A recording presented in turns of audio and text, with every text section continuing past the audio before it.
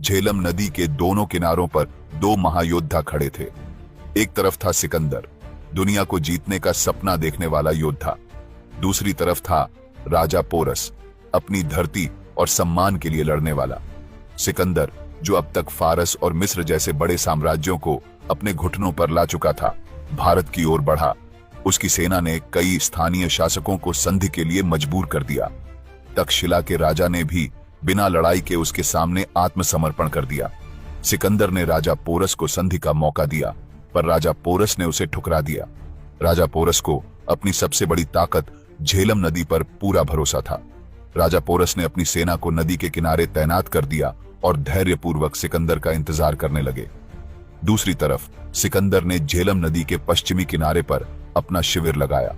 उसने ऐसा दिखावा किया जैसे वह मानसून खत्म होने का इंतजार कर रहा हो। उसने तक्षशिला के राजा ओमफिस से अनाज मंगवाया, जिससे राजा पोरस को यह यकीन हो गया कि सिकंदर जल्दबाजी में नहीं है। लेकिन सिकंदर की असली योजना कुछ और थी। वह गुपचुप अपनी सेना को तैयार कर रहा था। उसने फारस और अन्य विजय अभियानों के दौरान जीते गए सैनिकों को मैसेडोनियन शैली में तैयार किया। इसके अलावा उसने धनुर्धारियों को भी अपनी सेना में शामिल किया। राजा पोरस अपनी तरफ से पूरी तैयारी कर रहे थे। उनके पास विशाल रथ थे और धनुर्धारी भी शामिल थे। उनका विश्वास था कि झेलम नदी के कारण सिकंदर के लिए हमला करना असंभव होगा। उन्हें यकीन था कि अगर सिकंदर ने नदी पार करने की कोशिश भी की तो उसकी सेना को नदी में ही खत्म कर दिया जाएगा। सिकंदर, जो अपनी चतुराई और रणनीति के लिए जाना जाता था, ने अपने शिविर में सैनिकों को यह यकीन दिलाया कि वे मानसून समाप्त होने तक वहीं रुकेंगे। लेकिन रात के अंधेरे में उसने एक अलग योजना पर काम करना शुरू कर दिया। यह लड़ाई केवल तलवारों और भालों का टकराव नहीं थी, यह दिमाग और धैर्य की परीक्षा थी। सिकंदर ने महसूस किया कि उसके शिविर में राजा पोरस के जासूस हो सकते हैं। इसे ध्यान में रखते हुए उसने चालाकी से भ्रम फैलाने की योजना बनाई। उसने अपनी सेना को बार बार शिविर के अंदर मार्च करवाया ताकि यह प्रतीत हो कि वह युद्ध की तैयारी कर रहा है। यह सब राजा पोरस को गुमराह करने के लिए था, लेकिन हकीकत में सिकंदर लगातार नदी पार करने के लिए एक उपयुक्त स्थान खोजने में जुटा हुआ था। राजा पोरस ने शुरुआत में सिकंदर की हर गतिविधि पर नजर रखी। वह सतर्क थे, लेकिन कुछ ही समय बाद उसने मान लिया कि सिकंदर या तो थककर हार मान लेगा या मॉनसून समाप्त होने तक इंतजार करेगा। कई दिनों की गुप्त खोज के बाद सिकंदर ने नदी पार करने के लिए एक घने जंगलों से घिरा हुआ स्थान ढूंढ लिया, जो उसके शिविर से 18 मील दूर था। यह इलाका उसकी योजना के लिए एकदम सही था। उस शाम, जब भयंकर तूफान चल रहा था, सिकंदर ने अपनी सेना के साथ चुपचाप अपनी योजना पर काम शुरू किया। सिकंदर ने राजा पोरस को भ्रमित करने के लिए अपने शिविर में क्रेटरस को पर्याप्त सेना के साथ छोड़ दिया। उसने क्रेटरस को सख्त आदेश दिया कि वह नदी पार करने की कोशिश न करे, बल्कि ऐसा दिखाए जैसे पूरा शिविर वहीं डटा हुआ है। इसके साथ ही सिकंदर ने एक सैनिक को राजा का वेश धारण कर शिविर में छोड़ दिया ताकि राजा पोरस और अधिक भ्रमित हो। खुद सिकंदर ने अपने भरोसेमंद जनरलों के साथ नदी पार करने की तैयारी की। सिकंदर ने 3 चरणों में नदी पार करने की योजना बनाई। उसने अपने शिविर के तंबुओं से बेड़े बनाए और सिंधु नदी पार करने के दौरान इस्तेमाल की गई पुरानी नौकाओं का सहारा लिया। लेकिन नदी पार करते समय एक समस्या आ गई। सिकंदर और उसकी सेना सीधे नदी के दूसरी ओर पहुंचने की बजाय एक बड़े द्वीप पर पहुंच गई। अब उन्हें वहां से पैदल ही नदी पार करनी पड़ी।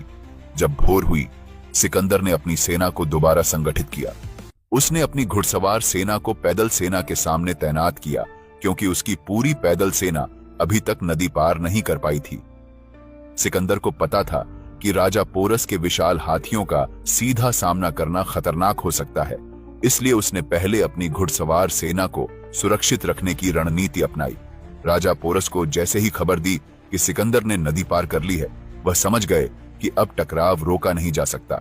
बिना समय गवाए राजा पोरस ने अपने बेटे को 3000 घुड़सवारों और 120 रथों के साथ सिकंदर को रोकने के लिए भेजा।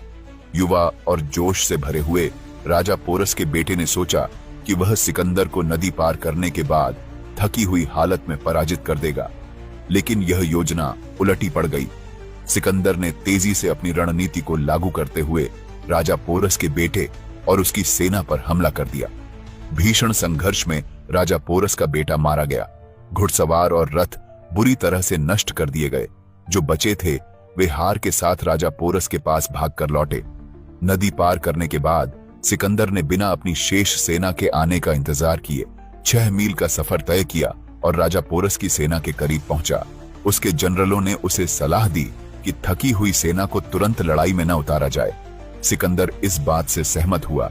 उसने अपनी सेना को व्यवस्थित किया और सही समय का इंतजार करने का निर्णय लिया।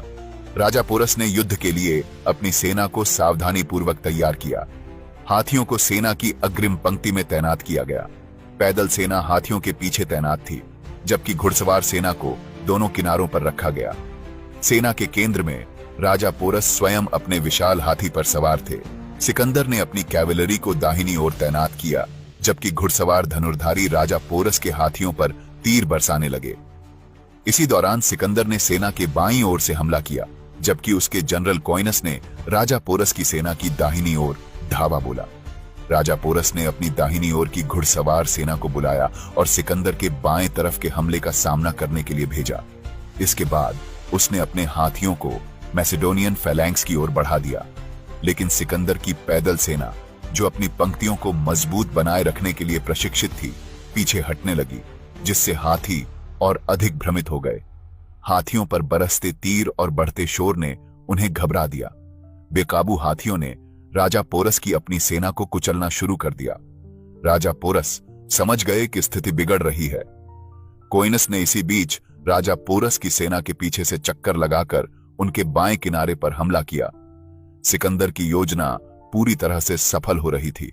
भारतीय सेना के सैनिक अब भागकर नदी के दूसरी ओर खड़ी क्रेटरस की सेना की ओर जाने लगे। इस युद्ध में भारतीय सेना को भारी नुकसान हुआ। लगभग 12,000 सैनिक मारे गए। दूसरी ओर सिकंदर की सेना का नुकसान केवल 1,000 सैनिकों तक सीमित रहा। पोरस अपने विशाल हाथी पर सवार, घायल और थके हुए थे, लेकिन उनकी आंखों में हार का कोई निशान नहीं था। मैदान में उनकी सेना बिखर चुकी थी, लेकिन पोरस ने आत्मसमर्पण करने से इनकार कर दिया। सिकंदर, जो पोरस के साहस और नेतृत्व से प्रभावित थे, खुद उनके पास पहुंचे। उन्होंने पोरस से पूछा, आपके साथ कैसा व्यवहार किया जाना चाहिए? पोरस ने बिना झिझक उत्तर दिया, जैसे एक राजा के साथ किया जाना चाहिए। इस एक वाक्य ने सिकंदर को उनके व्यक्तित्व और गरिमा से परिचित करा दिया। न केवल उन्होंने पोरस को उनका राज्य वापस दिया, बल्कि उन्हें अपने साम्राज्य का मित्र और सहयोगी बना लिया। एक शर्त रखी गई, पोरस को सिकंदर के प्रति निष्ठावान रहना होगा।